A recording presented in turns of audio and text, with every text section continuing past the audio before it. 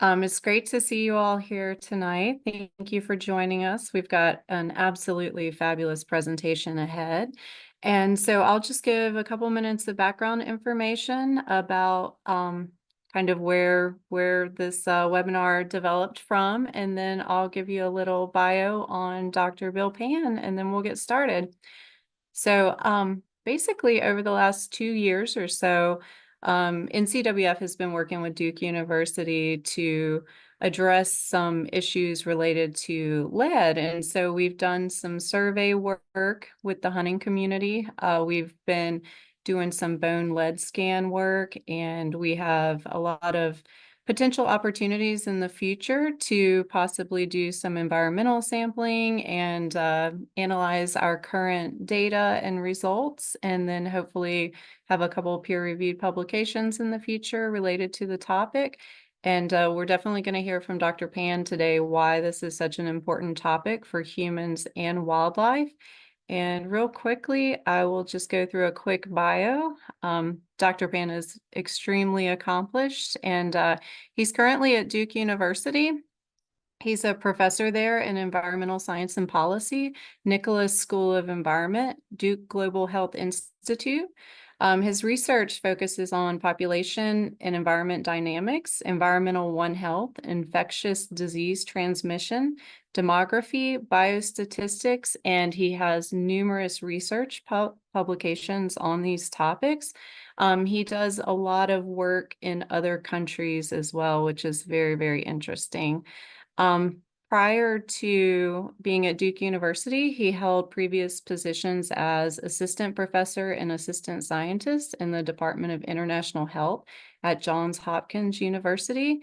Prior to that, he completed postdoc fellows at Johns Hopkins University and the Carolina Population Center at UNC Chapel Hill.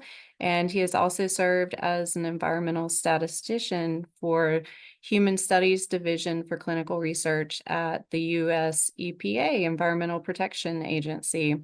Education-wise, he has a doctorate of public health, and that is from UNC School of Public Health, Department of Biostatistics, an MS from UNC School of Public Health, Department of Biostatistics, a Master of Public Health from Emory University, the Rollins School of Public Health, Department of Global Health, and a BA from the Department of Mathematics at Boston College. And so we are extremely excited to have Dr. Pan with us this evening, and we look forward to it. I think Alden might have mentioned we're going to hold some questions until the end. And so if you have questions during the presentation, just put them in the chat, and then we'll do a Q&A after Dr. Pan's presentation. So thank you all for joining us. Thanks, Liz and Alden. Thanks for inviting me. Let me get this Zoom started. So thanks everybody for coming. I'm really happy to be here, and I'm really glad that my group at Duke is working with Liz and her team. It's been really, she actually gave a talk in my class a couple of weeks ago, and she had said that she's learned a lot from us, and I can't tell you how much I've learned from her and the North Carolina Wildlife Federation about the things that you do in North Carolina. So I'm really excited about the work and the collaboration that we have. So hopefully I can explain to you some of the risks of lead and some of the things that I've learned about lead exposure and lead risks in North Carolina. I did want to start very briefly about why this work came about, because I am not originally a person who studies lead exposure. As Liz said, I have a pretty broad amount of research going on. I do a lot of work in the Amazon. So I had a research project that had begun in the southern Peruvian Amazon region of Madre de Dios. And we were looking at the relationship between road construction and the spread of dengue and malaria and malnutrition outside of these urban centers. And I don't know if you follow the news, but dengue actually is a major problem right now. It's one of the worst in history in Latin America, over 10 million cases this year. But this particular study, it changed from an infectious disease study to be looking at gold mining and mercury exposure. And again, this was probably back in 2012, and I was not a person who, I'm not a toxicologist, so I didn't know a lot about mercury at the time. I quickly learned because gold mining in this region was tremendously bad, spread out, illegal. It was associated with lots of wealth that was being generated, but also a lot of health and environmental problems. Um, However, as the study was going on and we had produced a lot of publications about the relationship between mining, deforestation, and mercury exposure, COVID hit. And when COVID hit, we couldn't go to the field anymore and all of our research stopped. So this was in 2020. And my PhD student at the time, he needed to go back down to Peru to finish one of his papers. And I basically said, let's just look at some of the blood samples that we had stored and see if there's anything else we can find. And the first thing that he did is he found that there was this weird cluster of high levels of lead in a couple of communities around the reserve. And I don't know if my pointer will work. You may my pointer here. So this is the Amacrea Reserve, and all these this river are places that we were sampling. Every single dot you see on here are places that we visited. But around this area, we found some clusters of high lead. And the reason why that was really interesting is because there's no leaded gasoline, there's no leaded paint, there's no lead products, because these are places like the indigenous that really aren't in a market economy. So we couldn't figure out why they would have high levels of lead. And to make a long story short, we eventually found out that a lot of their lead exposure was related to wild game consumption. And this paper really highlighted to us these unknown risks that we actually didn't know existed. We didn't know that there was a relationship between hunting wild game and lead. But essentially, we could explain over 95% of the exposure to lead on how much a person was eating per day of wild game. And we don't see a huge effect, but we basically see that people who ate wild game had a 1.4 microgram per deciliter increase in their blood lead level. That doesn't sound like a lot, but for communities that already had some malnutrition, that actually caused a lot of ill health effects. So what we could see is that anybody with elevated blood lead levels, they were at higher risk for anemia, they scored lower on cognitive tests, they had impaired kidney function, and were close to being categorized as having phase 2 or stage 2 chronic kidney disease. And in men, but not women, this is still a mystery to us, in men, there was a 3 times higher risk of hypertension. So these are things that we saw associated with lead. We also saw them related to mercury exposure, by the way.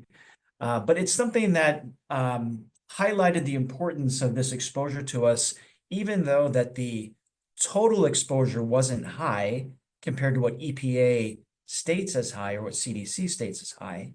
But it just meant that even at low levels, people were experiencing clinical outcomes. And we really want to dive into this a little bit more. And then we eventually reached out and found Liz and started these other studies that Liz was mentioning and research in North Carolina about hunting. So with that, let me give you an outline of what I want to talk about. So I want to give you a very basic summary of toxicology and lead history, talk about some sources of lead in the United States and how the trends are, talk about lead exposure effects on humans and animals, and then give a very quick summary about hunting and lead exposure. And what I will tell you is that, there's no way I can explain all of the history of lead and all of the, I would say, toxicokinetics or toxicological effects of lead on people and animals. Just talking about immune response and oxidative stress and lead can probably take up an hour. So I'm going to go over things relatively quickly. But what I will start with is something that I always tell my students is that lead lead is a chemical that causes a problem. There are many chemicals in the environment that are natural and many chemicals that are introduced by humans. And really, the thing that makes a chemical bad is how much of dose that you're receiving from that chemical. And so, for example, you can eat a lot of pears. Pears have formaldehyde. You can have these courgettes or cucumbers, and they have I can't even say that word, cucumbercan C, which is gives it a bitter taste. You can have solanine in potatoes. All of these things in high doses can cause problems. And these are things that, just to make sure that people are aware that there's no such thing as a chemical-free food. But there is something about how much dose you're getting and whether or not that dose is important. And one of the things that toxicologists always talk about is something called a lethal dose 50. And I wanted to make sure I mentioned that because it comes up in readings if you ever look up lead. But lethal dose 50 essentially means the amount of a chemical that you are exposed to that kills 50% of a test population. So you probably know, like Duke University, for example, we have a lot of laboratories that run tests on animals like rats and mice. We do tests on worms. UNC has a different dog, and I think they have small mammal facilities, but there's all sorts of things that are run on animals to see what the LD50 is in humans. And there are extrapolations that are made between what the LD50 is in an animal versus what it would be in a human. And some of these things about water, alcohol, caffeine, there is an LD50 for all of these. So for example, if you drink 6 liters of water at one sitting, technically speaking, that will kill 50% of humans.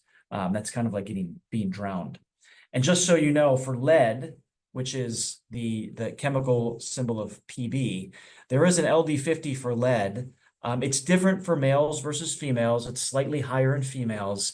If you're a male, I'm sorry, we are actually built not as, I would say, biologically strong as females. So females can actually tolerate a higher dose. But in reality, even though we have these LD50s for lead, all of the scientific evidence essentially says that there is not really a known safe exposure for lead. And if you look at the threshold levels that are set by CDC or EPA or WHO, the World Health Organization, on what is a safe level of lead, that safe level has dropped consistently over time. And right now, what the US says is that if you have a blood lead level of 3.5 micrograms per deciliter, above that, that's considered something that's dangerous. But they state in that same sentence in their policy that there is no known safe level for lead. Just want to make sure I mentioned that. And I also wanted to mention, in case you get bored of listening to me, this slide and this reference down here gives a really great summary of pretty much everything that I'm going to be talking about on the human side, on how mercury comes in the environment, how it's absorbed to our system, how it's stored into different organs, what cells it affects, and then what the actual health clinical outcomes are. That's a really nice, succinct paper if you'd like, and I can share it with Liz and Alden if you're interested.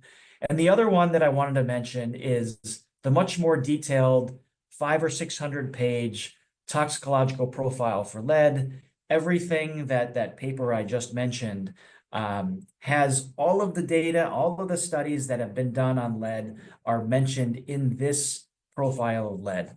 And this is something that's produced by the Centers for Disease Control and ATSDR, which is the US Agency for Toxic Substances and Disease Registry.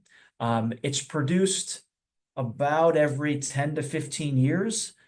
So this one just came out in August 2020.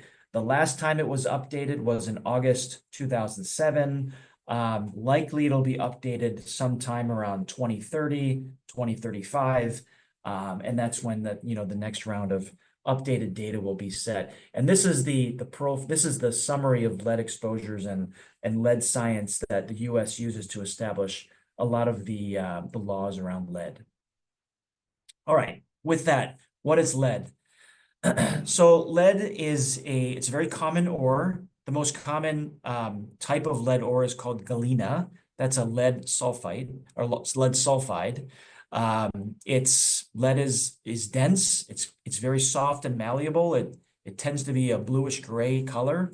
It's very resistant to erosion, which is why historically it's been used in lead pipes. And it's a very good conductor of electricity, which is why we use it in a lot of products today. It has no biological role in humans or animals for that matter. We don't need it to survive, either do animals. Plants do not need it to survive. I don't think there's any organism on Earth that requires lead, but it is ubiquitous in the environment, mostly because of human activities.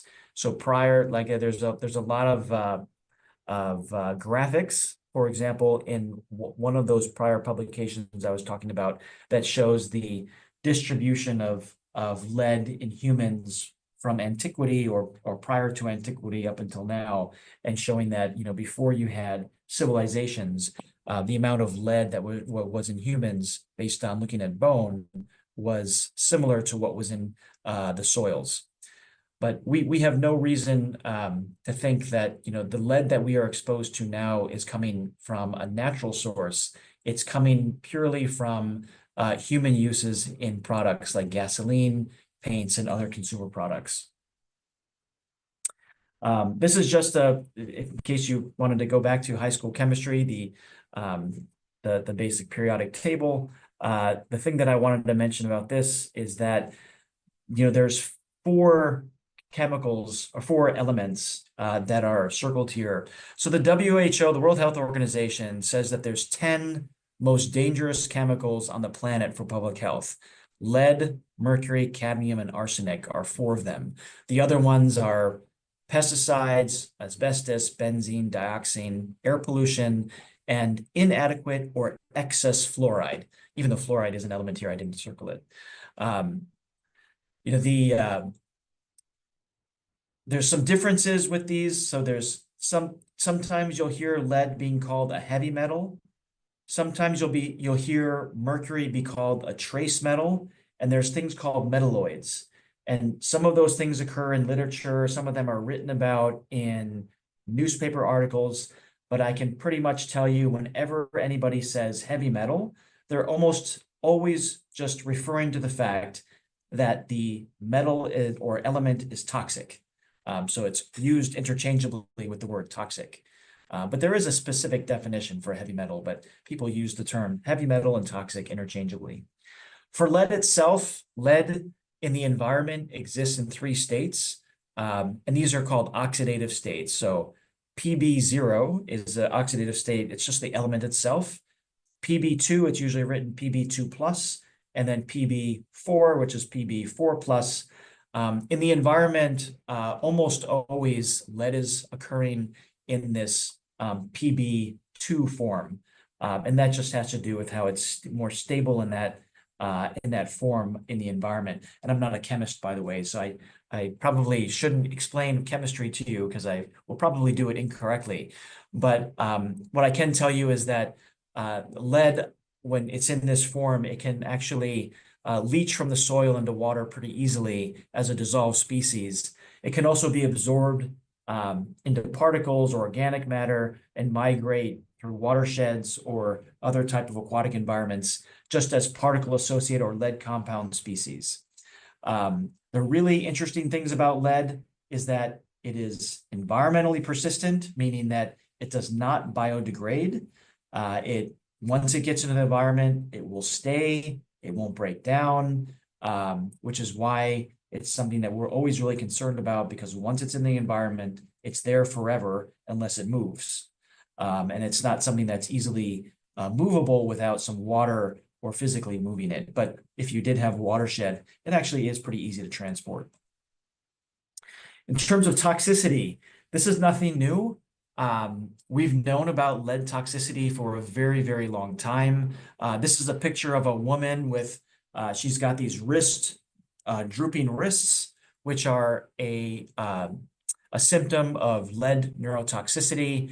It was usually caused in women because a lot of lead was used in cosmetics, and there was a lot of, putting cosmetics on your face, putting it on your lips, and so you would ingest it, and then you would have these prosthetics to try to keep your wrists up because women would end up having wrist drops.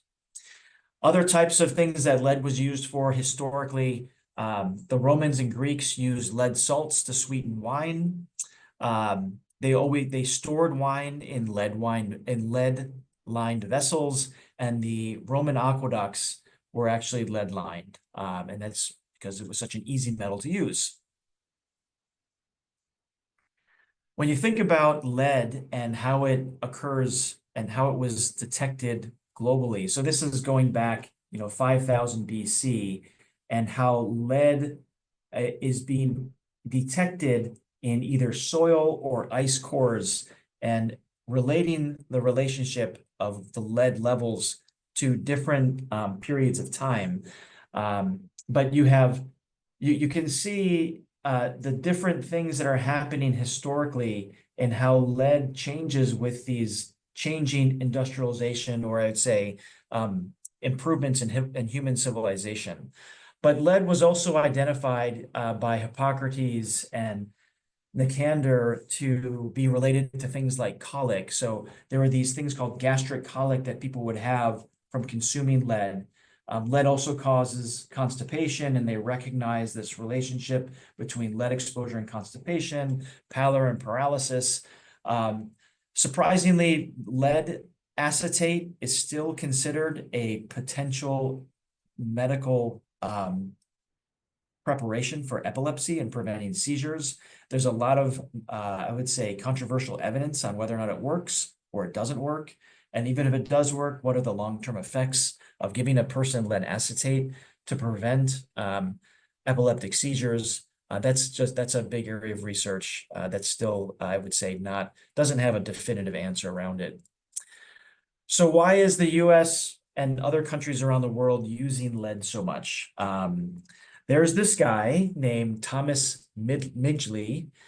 He was an engineer and chemist who worked for General Motors. He lived in Michigan. In the 1920s, he was experimenting with different chemicals to try to reduce engine knock. That's when the pistons are not firing properly. And so he developed something called tetraethyl lead. And he found out that tetraethyl lead was actually a really nice chemical that reduced engine knock. And so General Motors, Standard Oil, which eventually became Exxon, BP, and Chevron, and DuPont all formed a company called the Ethyl Gasoline Corporation. And they knew that lead at the time was toxic, although Thomas Midgley, who actually ended up becoming the president of the American Chemical Society, he actually didn't believe that tetraethyl lead was toxic because it was combined with different elements that would prevent it from being toxic. That's what he believed. Turned out not to be true, but regardless, they formed this company. Ethyl was massively marketed, not just for being put in gasoline, but it started to be used in all sorts of things, from pesticides, lining food cans, water tanks, water pipes, things like that. Interestingly enough, this guy, Thomas Midgley, also invented CFCs, which became Freon, which was the thing that was related to the burning of the disappearing of the ozone layer, and was banned. CFCs were banned, let's see, probably around 2000, after 2005, 2010, something like that, as part of the Montreal Protocol. So what do we see with lead exposure over time? So as I said before, you can use ice cores in glaciers to actually look at how lead levels existed over time. And you can look at ice cores by essentially taking sections of that core. You can molecularly date them using isotopes, and you can associate them with different periods of time. So this top graph right here is an ice core from Greenland, and the bottom one is an ice core from the European Alps. And what you see is basically the exact same trend. As soon as leaded gasoline came into use, you see a large increase in the amount of lead being detected in the core.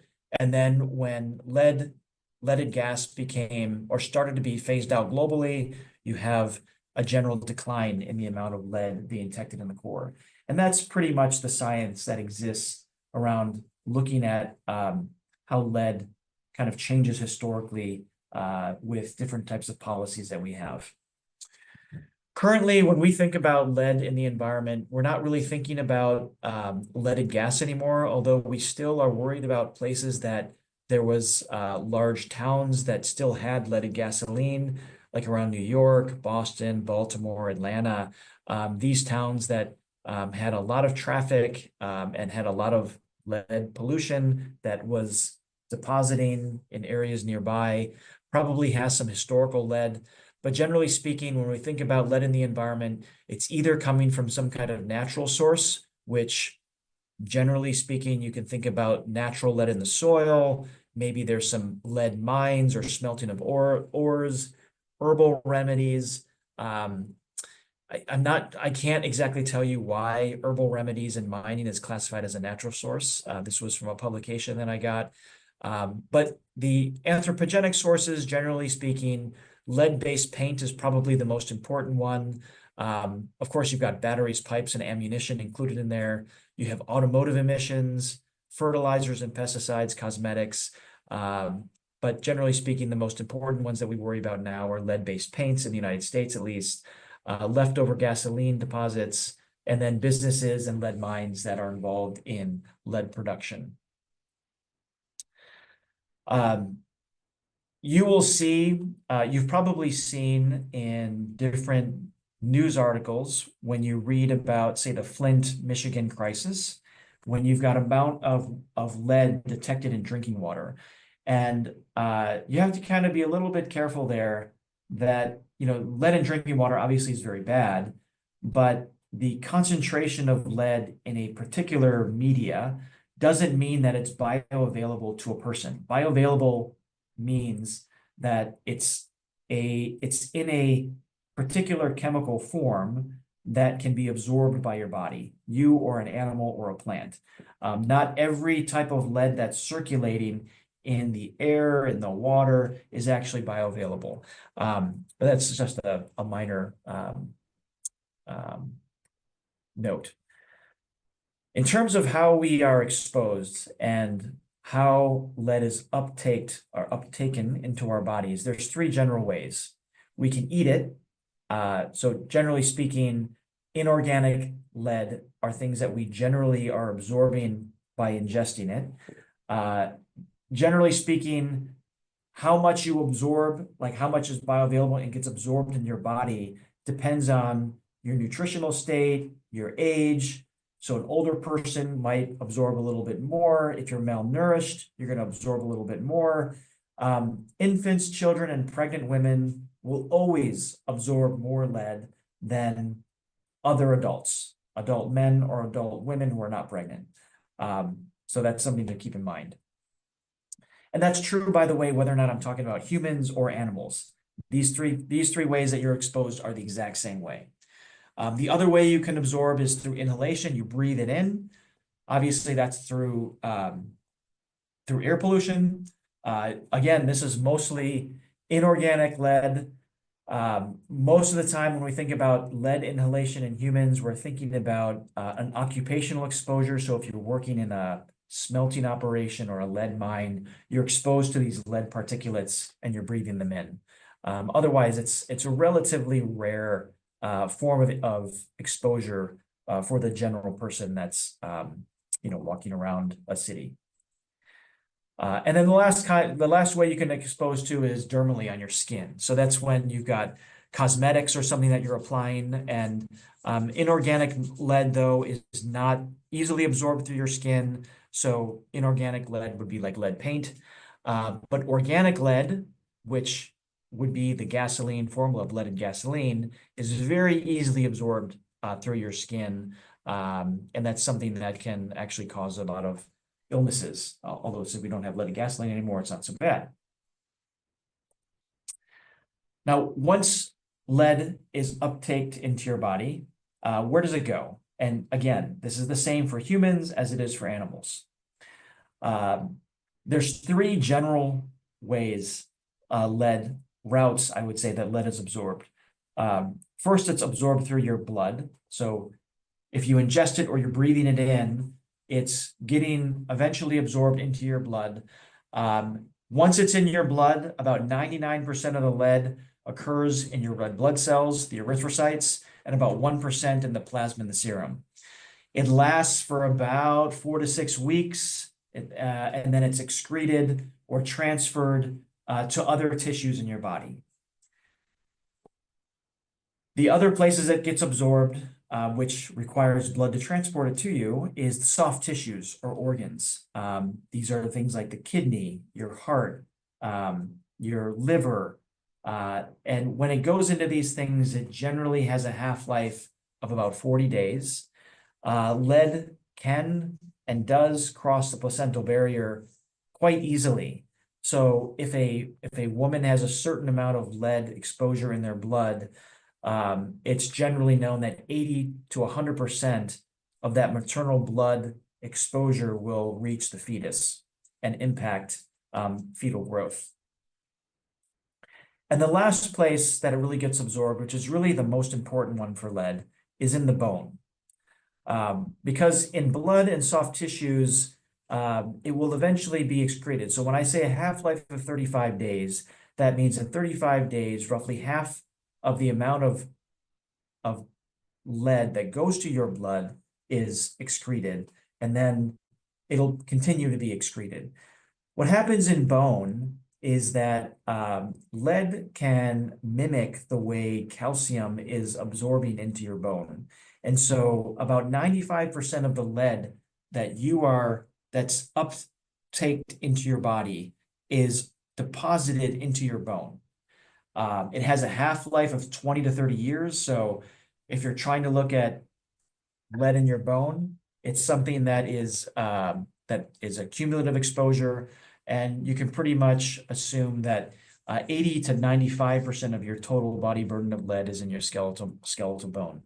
I really briefly wanted to mention about toxicity. I'm not going to get too much into toxicity because it's kind of a complex concept that requires probably each one of these things require a class to kind of talk about. But the way lead actually affects people's health is by an inflammatory process that causes tissue dysfunction and cell death. It can cause immunosuppression, which reduces the amount of cytokines and B lymphocytes that actually are mounting an immune response. And it causes oxidative stress. So it impairs on antioxidants that are needed to help your cells function in a healthy way. And these are all things that lead does to impact toxicity. And these are just, again, some figures that I took from a book about lead, and I can send you the reference if you'd like, that explains in a little more detail the mechanism toxicity. So how are people exposed? Generally speaking, we think about in the leaded paint, it's through dust or the soil. A lot of times you can have contaminated food. Contaminated food is also something through wild game you can see with lead. It's in water, it's in alcohol. There's some imported products from overseas that have home remedies like herbal supplements from China have been identified as having high lead. Cosmetics that are produced in other countries, some of them can have lead residuals in them. And then there's something called endogenous exposure. And endogenous exposure just means that if you have a prior lead exposure and that lead is absorbed into your bone already, and let's say you get COVID-19, or you come to a point in your life where you are malnourished, that impact on your body can result in your bones releasing red blood cells, but that actually will release lead back into your bloodstream, and that's called an endogenous exposure. The other ways we get specifically exposed, there's a lot of lead in our homes. You can get lead dust by just sitting on your carpets and coming in. This is especially true in homes built before 1978. So as Liz said in the very beginning, I used to live in Baltimore working at Johns Hopkins, and I had my home there was built in, I believe it was in 1850 or something like that. It definitely has lead paint in it. There's specific laws in Maryland about making sure that you have lead abatement, or you prove that the lead dust in your house is not very high.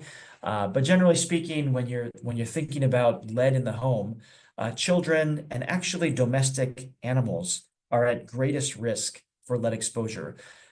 Cats are particularly at high risk because if there is lead dust in the home, the cat will lick itself and will have really high levels of exposure. That's a very common way of getting lead toxicosis among cats. All right. Lead at work is another way you can get exposed. As I said before, all sorts of things like lead smelting and mining. That's one of the most common ways of getting exposed in North Carolina. There's construction, there's automobile repair, plumbing. Military officers and police officers get exposed by handling leaded ammunition. And again, the ways they are exposed is usually swallowing or breathing in the lead dust, or the lead getting on the skin, the dust getting on the skin and being dermally absorbed. The most interesting thing is that workers can actually bring lead home. This is a big problem, especially in mining operations around lead. We were involved in studies in the Andes in Peru, where families were really concerned because kids who were living near a lead mine had very high levels of lead. And we actually found that the way they were actually being exposed was not because of lead in their food or lead in their water. It was because their father was working in the mine and he was coming back with lots of lead dust and shaking out the clothing inside the house, which would cause a lot of lead to be dispersed in the home. And so that was something that was really interesting to kind of figure out. Lead in drinking water, as I mentioned before. So lead can leach from leaded pipes into drinking water. This was the basis for the Flint, Michigan water crisis. I can talk about that if you'd like. It's a kind of a fascinating story of policy and failure of government, and both the local and the state governments making decisions that were not necessarily in the best interest of the residents, and then a relatively slow response by the state and EPA to actually make sure that people were safe. The problem with lead in drinking water is that you can't boil it away. It doesn't go anywhere if you boil it. Sometimes if you run cold water for a while before you fill up your glass, that can reduce a little bit of the lead that might come out, especially if lead is sitting in the pipe. You can run the water and get rid of the initial lead particles that are sitting in the pipe. In terms of food, food can be contaminated primarily from production, growing the food, using some kind of pesticides or fertilizers with lead. It can occur from packaging, storage, and again, cooking, just like boiling, does not remove the lead. And of course, the last kind of ways that you can get exposed to lead, there's hobbies and there's commercial products. The thing that I'll say about hobbies is that target shooting and making bullets or making your own fishing sinkers can definitely increase the amount of lead exposure you have. I used to chew on my leaded weights all the time for fishing, something that when I was younger, I didn't realize I was doing something stupid, but I probably should not have been chewing on my lead sinkers. All right, the other thing that I'll mention about lead toxicity, especially if you are trying to protect yourself from products and you're being very careful, there is a globalization of exposure. Even though that we in the United States banned leaded gasoline in the 1970s, it took a while for the globe and all the countries around the world to adopt that same policy. So in 2002, only 50% of the countries in Europe and Africa, actually 50% of the countries in Europe and all the countries in Africa still used leaded gas. By 2012, only 6 countries officially used leaded gas, And in 2021, finally, the last country adopted a lead ban in gasoline. But we still use lead in heavy industry products for energy. So that's just something that still exists. But in terms of general transportation for cars, there's no more leaded gas that's produced. Now, going back to this, I just wanted to mention also the question of where in the body it goes and how it affects people. So, as I said before, a lot of the lead goes into the bone, but when you excrete lead, about 33% of the lead you excrete is through your feces. A certain percentage, a smaller percentage in urine, and a much smaller percentage in sweat, saliva, hair and nails, breast milk, or other types of fluids from your body.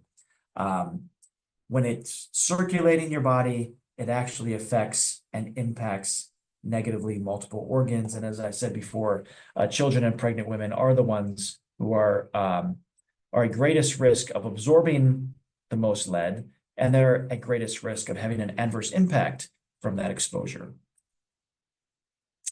A quick note on biomarkers. So this is something that was also very confusing to me when I first started studying mercury. So toxicologists will refer generally to the term biomarker, but they actually have three different categories of biomarkers. They have biomarkers of exposure, which essentially means for lead, how much lead is measured in a target molecule of whatever tissue you are sampling. A biomarker of effect means, are you seeing some kind of altered function of an organism based on a potential health impairment from an exposure? And then a biomarker of susceptibility will be whether or not whether an indicator says if the organism has a limited ability to respond to an exposure. So a susceptibility biomarker, that's how we know, for example, that children and infants and pregnant women are more likely to both absorb and be impacted by lead. But actually measuring how much lead in your body is a biomarker of exposure. And I'm only going to talk about biomarkers of exposure and because that's relevant to when I talk about how it's in humans and animals. But blood lead is the most common measure that we use for measuring measuring lead in a body. It's a very easy thing to get. You do a blood draw, and generally speaking, anything above 3.5 micrograms per deciliter is considered elevated. But biomarkers for exposure are very confusing, as I said before. This is a table on the CDC website that talks about different thresholds that are used for different actions that should be taken. So they have this lower level of 3.5, which says if you are above 3.5, any adult or child should begin to be monitored for blood. And then you had the CDC study called the Adult Blood Lead Exposure Study, and they used a threshold of 5 to conduct surveillance on adults. And I'm not exactly sure why there was a difference. It might be because the CDC ABLE study started before the new threshold of 3.5. There's a threshold of 10, which says anything above 10, you have elevated risk of hypertension, and you should be thinking about getting monitored, having your blood monitored in addition to whether or not your hypertension, your blood pressure is high or low. And then each state, like Michigan, California, Minnesota, will have different action levels because they have, each state has their own health department and they can actually set their own action levels. Anyway, that's confusing because of the way states can actually create different action levels, which don't necessarily match what CDC or EPA are defining as a risk.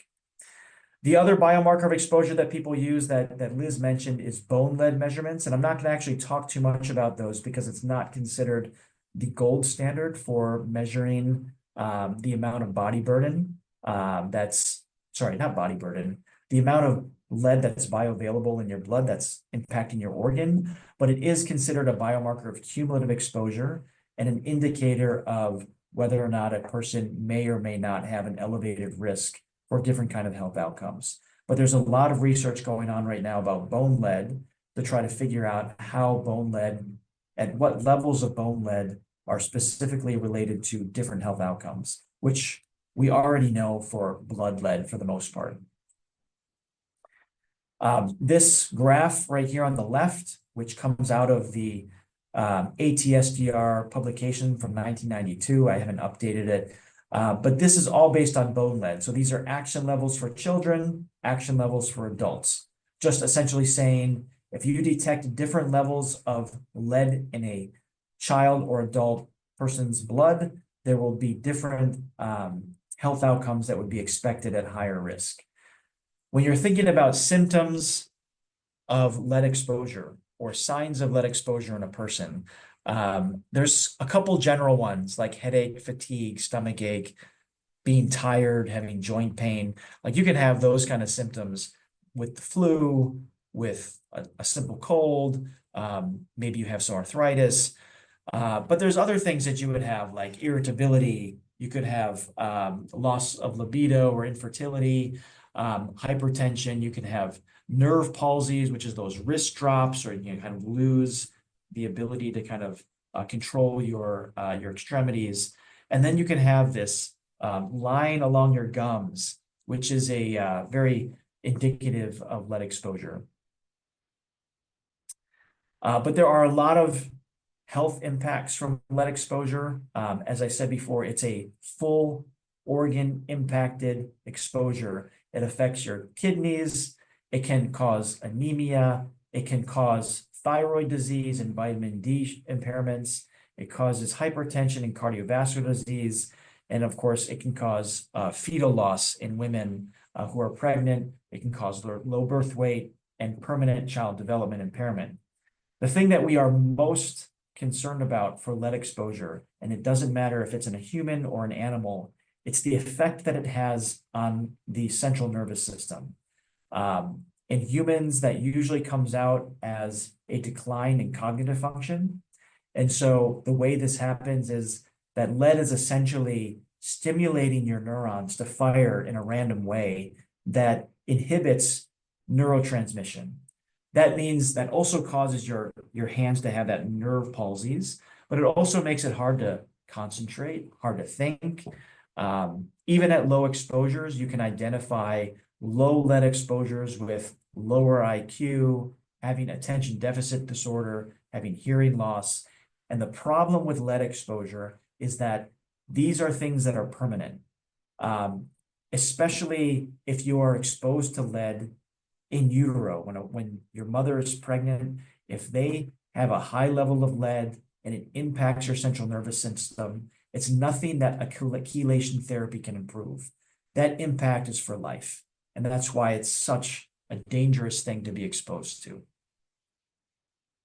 In terms of animals, as I've been saying the whole time, the exposure to animals and the impact on animals is almost identical. You see it, you see the signs slightly differently. So animals might have poor coordination. You might see their wings dropping or their legs dropping strangely. They might have anorexia or diarrhea.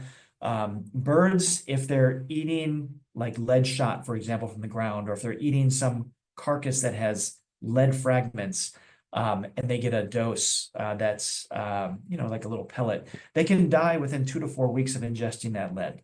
Depends on the size of the bird, of course, the nutritional status and other things, but 2 to 4 weeks in general, they can die from it.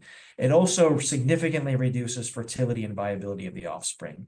And I don't know if Wendy's on, but she made me aware of this problem in Lake Matamuskeet, where up to 500 tundra swans died as a result of lead poisoning.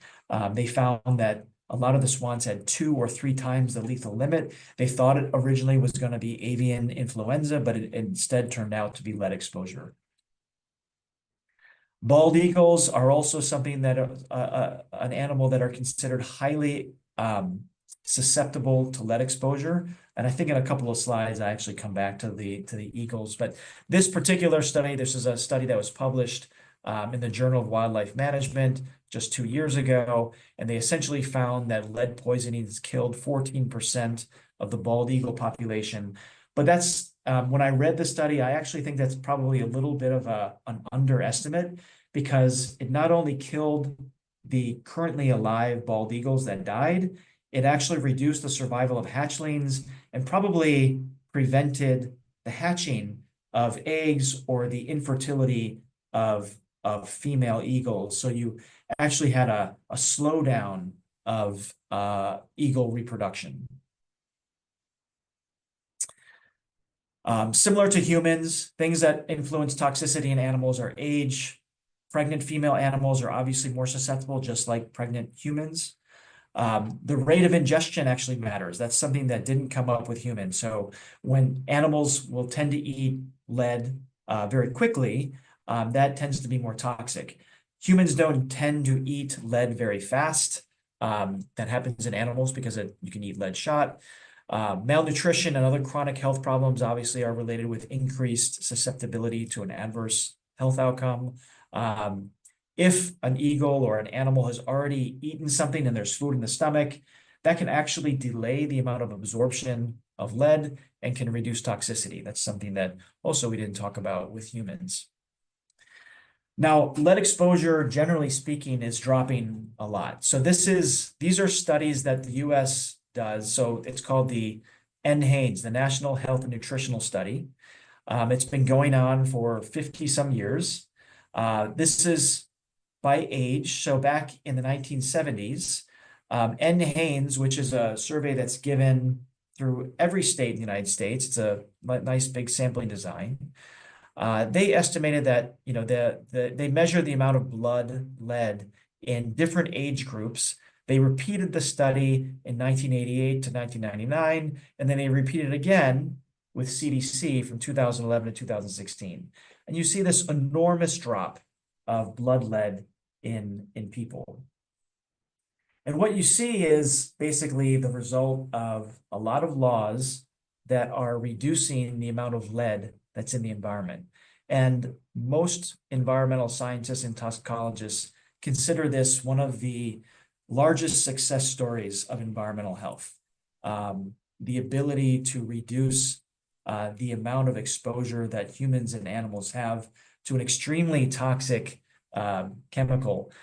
So you can see here, these are banning lead-based paint, banning leaded gasoline, banning lead-lined plumbing equipment, implementing the Safe Drinking Water Act, all sorts of things about reducing the amount of lead that actually exists in the environment, how it's used in industries, and you end up with this very low level of lead that exists in the United States among human populations.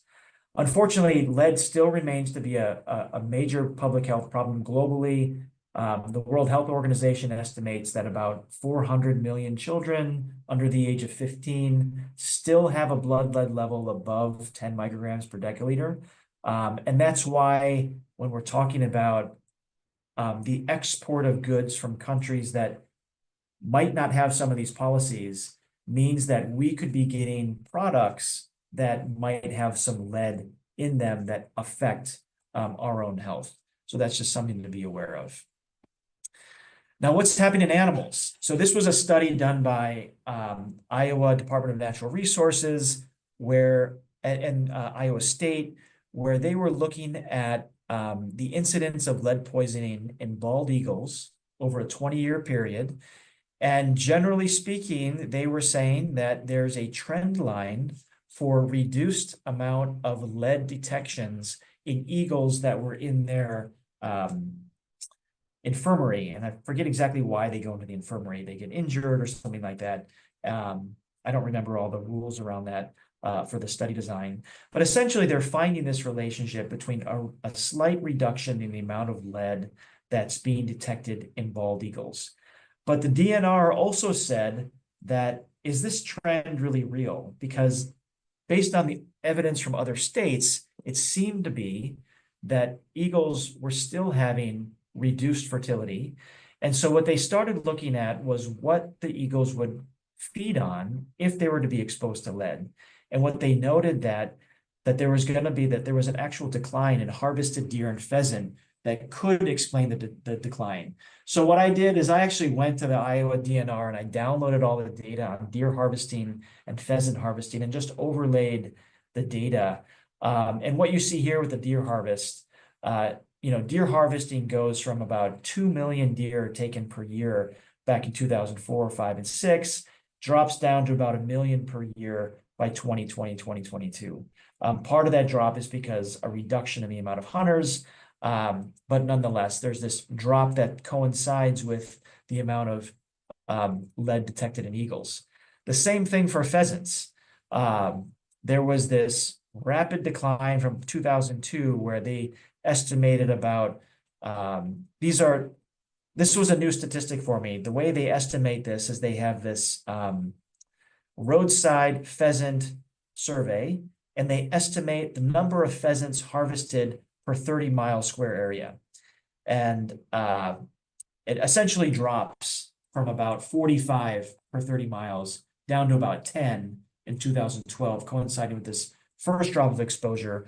And then, it kind of matches what's going on with the eagles as you move down this line in time. So there is some correlation there, and I think this is something that probably needs to be looked at a little bit more. I just pulled this together by looking at data and overlaying it, but it seems to match pretty well. But the studies that the Iowa was looking at were studies like this, where, New York, there's the study that was done where they basically found that when they looked at game cameras of hunters that left carcasses in game lands, they identified 14 bird species and 17 mammal species. And by the way, this was published just a couple of weeks ago. And they essentially found that among all these animals that were coming to scavenge on the carcass, that the bald eagle was at the highest risk of consuming toxic debris from the lead bullets. And it has to do partially with where the eagle is feeding on the animal. And I think partially also that other animals scurry away when the eagle comes. There were other things mentioned in the paper, but I didn't read the whole thing, unfortunately, because I just found this a couple of days ago. Another study about lead ammunition in animals essentially showed, this is from a study done in, gosh, I forgot where this was. It might have been in Canada, where they were looking at big game carcasses and trying to see whether or not lead bullet fragments remained in large game. And so what they did is they went and they hunted the large game, and they would take radiographs, and they basically show that in caribou muscle, that the tissue around where the wound channel was had a lot of lead fragments. So the recommendation essentially was that there should be a fairly large amount of cut around the wound channel to make sure some of the lead fragments were removed. And then the most interesting study I found about lead exposure in hunting was this one in Germany, which looked at different types of lead, and they enrolled a couple of hundred hunters, and they had a live hunting expeditions going on. But they gave hunters different types of bullets, a lead-free deforming bullet made out of copper, a lead-free bullet that was partially fragmenting, a semi-jacketed lead core bullet, semi-jacketed bullets with 2 lead cores, and then bullets with a lead core that was bonded to the jacket. And then they used a caliber bullet that was the most common types of caliber for hunting in Germany. And they told hunters to categorize where they were shooting in 50-meter categories. In other words, were they under 50 meters, 51 to 100 meters, or more than 100 meters away? And so they had all sorts of animals that they hunted. They had the ungulates, they had a couple different types of deer, and wild boar. And what they basically find is that the hunter would shoot the animal, and then they had these portable X-ray machines that they would come and take X-rays of where the bullet entered, where it exited, and they were measuring where the bullet fragments were around the wound. And they essentially found that lead-based bullets, and it didn't matter if it was in a single jacket or a double lead core or bonded to the jacket, they always fragmented more than the non-leaded ammunition type. So this is the graph, this is the data. And then the other thing that they looked at was how far away the fragments were from the wound channel. And what they found here again was that if you had a lead-based ammunition type, it always on average was farther away from the wound channel than the non-leaded ammunition-based non-leaded based ammunition. And so then the question was always, well, if you're using leaded ammunition, are you actually increasing the amount of lead that you have in your own body? So we have our study from the Amazon that showed this, but there's been several studies that have tried to evaluate wild game consumption and lead exposure in people. And there's everything from looking at ground venison packets that are through a donation program. This was in Illinois that found that the ground venison that was donated from shotgun harvested deer had a significantly higher amount of packets detected with lead, 48%, versus the ones that were harvested with archery, which none of the packets had it. And they also estimated that the lead concentrations for single servings of venison would range from about 6.4 to 51.8 micrograms per gram. But there are lots of studies, both in the United States. There's actually a lot more in Germany, Switzerland. There's some in Italy, and I think a couple in Australia that look at how wild game consumption using with animals that are harvested with leaded ammunition always increases the amount of lead exposure in the person. And it's something that needs to be addressed and figured out, like why are there different options for hunting? Are there barriers to adopting different types of ammunition? And then what kind of health effects are occurring from people having this exposure? So that's my whole talk. I have some references here. I will share this presentation with you, and I'm happy to take any questions. Thank you so much, Bill. That was a great presentation. I also put a lot of fishing weights in my mouth when I was a kid, and I was just telling Liz that before you jumped on.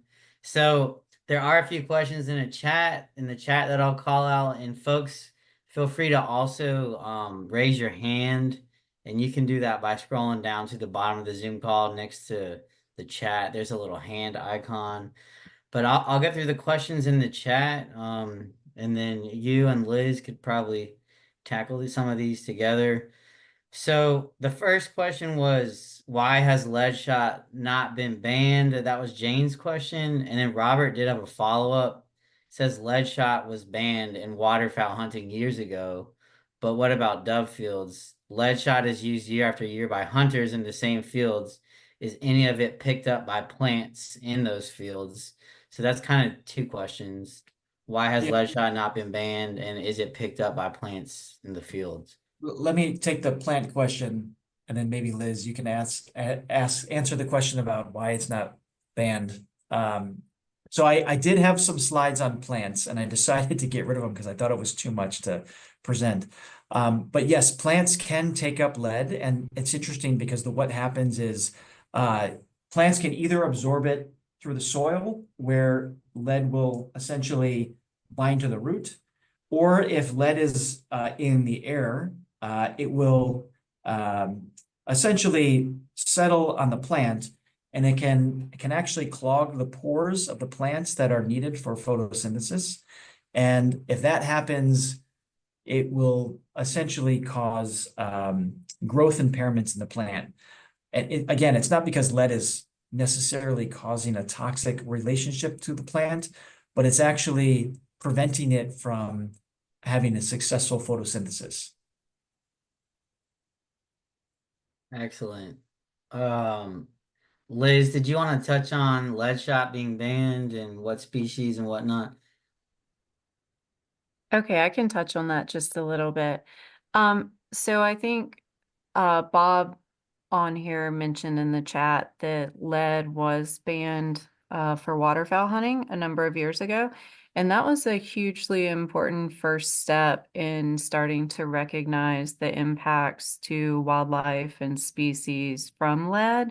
And I think from that point on, we've really been learning a lot more about lead in species. And as Bill mentioned here, there's a lot of information coming out now about in wild game and hunting and how much of these how much of the wild game you would need to remove to avoid lead and things like that. So we haven't seen any more kind of overarching bans for lead. I think there's a huge effort, which NCWF is definitely part of, for voluntary participation in non-lead ammo programs. And part of that is we know that there are effects, but we also know that the industry for manufacturing lead ammunition and everything is not, it hasn't really caught up, I guess, per se. New technology is coming out and a lot more availability will hopefully be there in the future for hunters to use non-lead ammo. Right now, we know that lead ammo is traditionally cheaper than non-lead ammo, and it's more readily available. And so I think these are things that we'll have more discussions on in the future about trying to recognize some of this. And I think the question about species and everything, I think more so there are specific areas where you cannot use lead ammo for game. And so I think it's traditionally been done more in areas of public lands and conservation areas, things like that have traditionally been those places where you don't use lead for certain species. But I think really recognizing that we can make improvements for wildlife and the environment by our personal behaviors and choices when we're in the field is hugely important.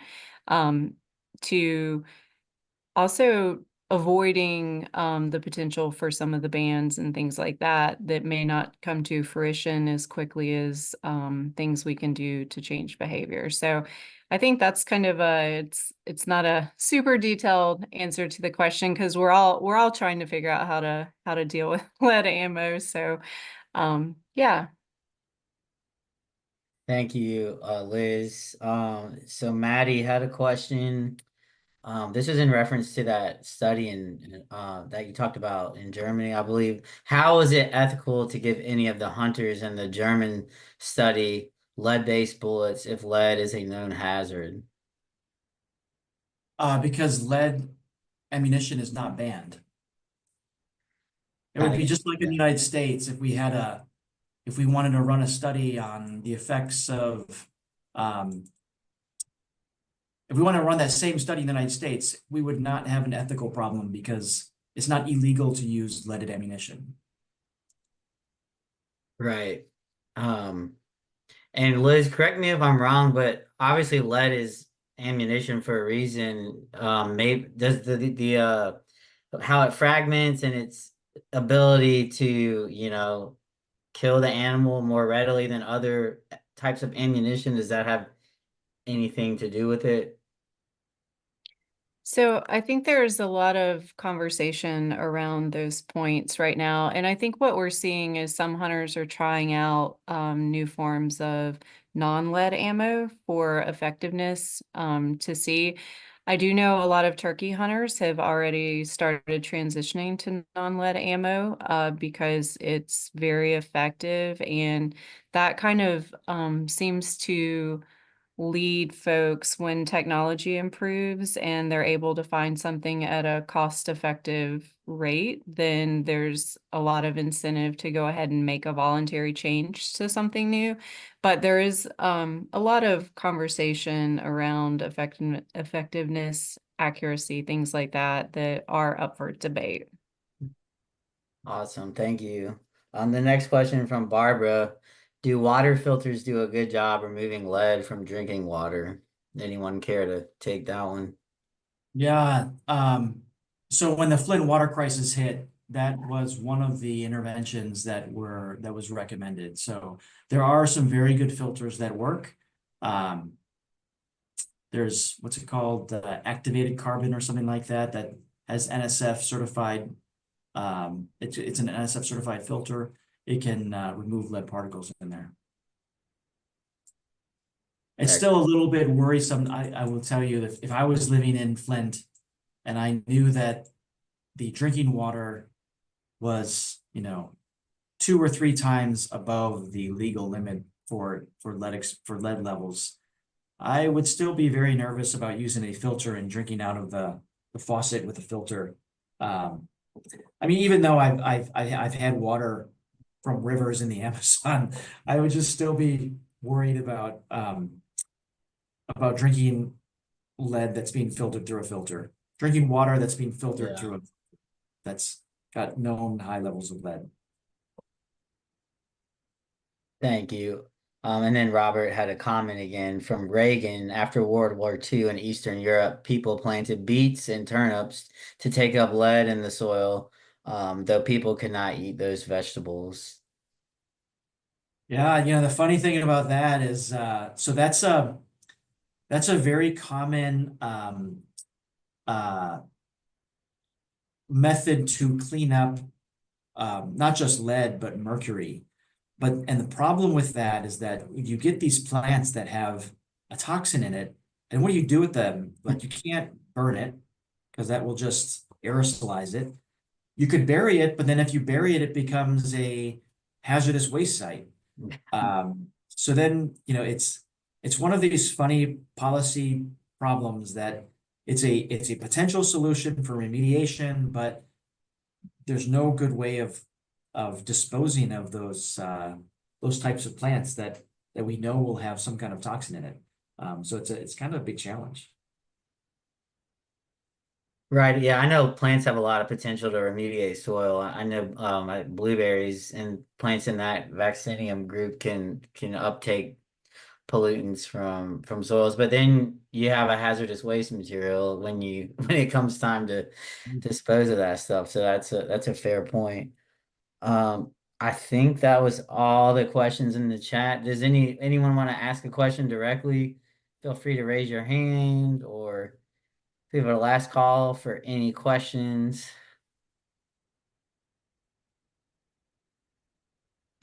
Well, like I said, I will put this recording and send a follow-up email.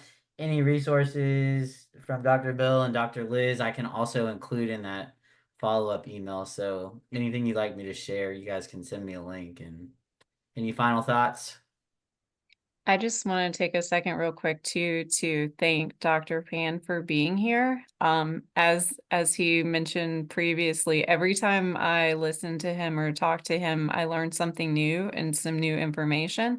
And for everybody out there listening, there are always opportunities for education and to learn more and to reach out to folks with this kind of expertise. So I just want to thank Dr. Pan for being here for sure. No, it's a pleasure being here. I really enjoy this collaboration and I hope to meet people in person.